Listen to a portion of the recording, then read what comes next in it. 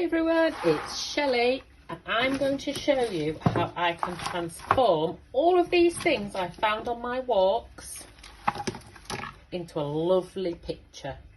You could do a picture of something real or you could make a pattern. It's totally up to you.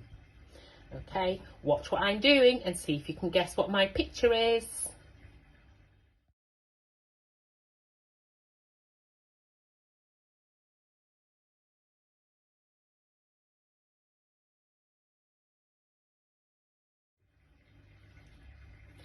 And there you have my picture.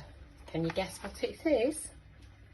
I made a picture frame first. Then I put the sun in the corner and some clouds. I made a little person with eyes, nose and a mouth. And sticks for the arms, legs and body. We've got some grass at the bottom and a little tree. And guess what this is? It's a football.